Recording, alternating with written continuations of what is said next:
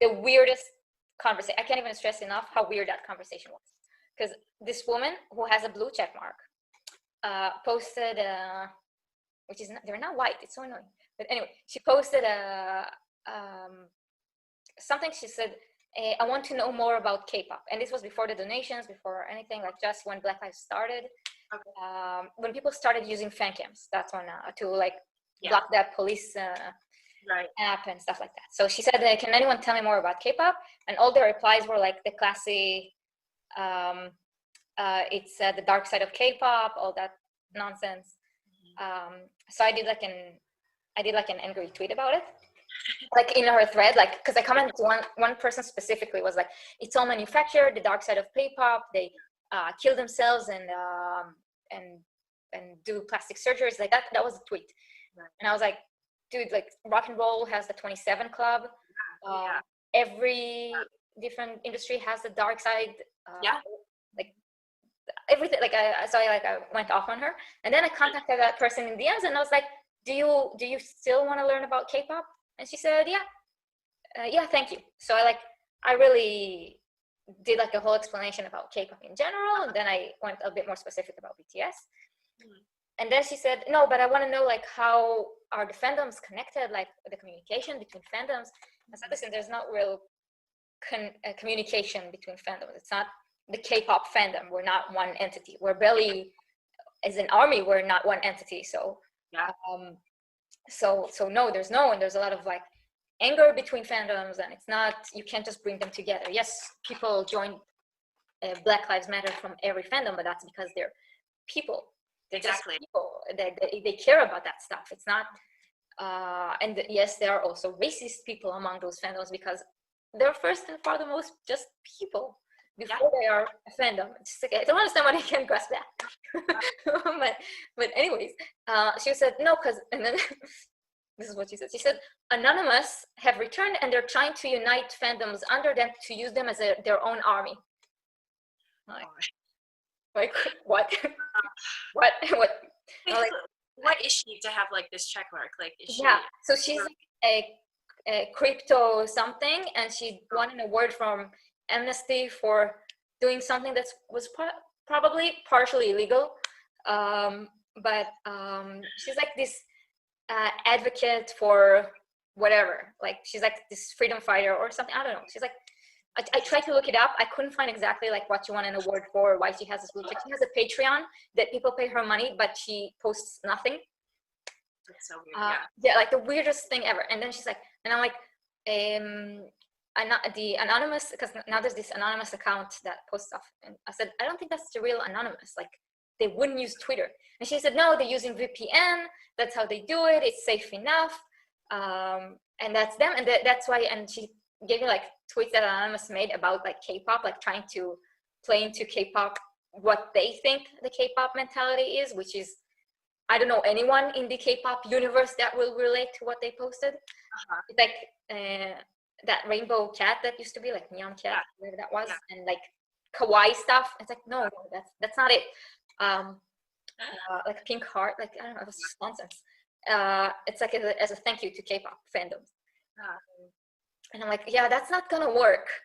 That's not gonna happen. Black Lives Matter unites us because there's no black or white, there's no gray area here. There's either you're a racist or you're not. There's no middle ground. This isn't a war. It's not, it's like there's very clearly either you treat people like people or you don't. So I tried to explain to her, and then she was like, yeah, no, Anonymous is dangerous. And then she posted something about how Big Hit is worried about BTS interacting with Anonymous because of the IPO.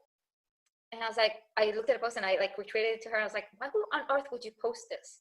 Yeah, like she has like 80,000 followers. So I was like, I was worried it might blow up into something, but I didn't like comment on it, and no one saw it.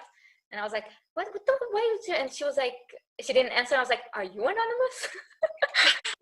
And then I just blocked her. It was like the weirdest conversation. Like I never would have thought I would have that conversation with anyone. Those strange. Yeah, it was just so weird. Yeah, I don't know where she's getting her information from, but I think like I'm pretty sure it was confirmed by like I forgot where, but it was confirmed that like there is no like official anonymous Yeah. Twitter. So like I don't know. I don't know. Yeah, no, it was the weirdest thing. Yeah. You have people on Twitter like that. It's like the craziest thing. Yeah, but she has that blue check, and I was like, what the?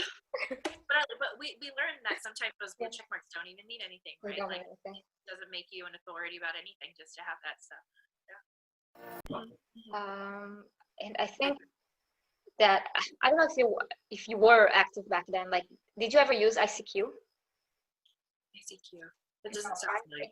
It was like in the like 97, 98. It was the early social media. Oh no, I probably wouldn't have known that. Yeah. Yeah, it's like I think really the first social media app, I would say. Like it was on your computer. You could put it on like the old phones. You could also put it on like if you had like an affinity for coding and science. So some people actually had it on their old phones. Not those very first cell phones.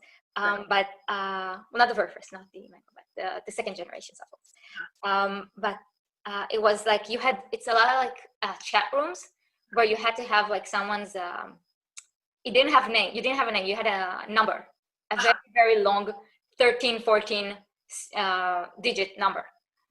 For older people that got like in later, you had like 18 or 21 digits. It was insane, but you remembered all of it and you would give it to people. It was like chat rooms before there were like it was a chat room, but it was mobile because you could put it on the phone, you could put it on your computer very easily and create this like home for your friends, for people to talk about shared interests. And it was unlike chat rooms, they had that friend function. Yeah. And you could pass like things back then. If you put two phones next to each other, you could pass information. So there was all that, and I think Twitter is kind of a new aged ICQ because it's like it's all about those friends with similar interests. You don't have to be friends; you just have to have that similar interest that connects you. And also you have that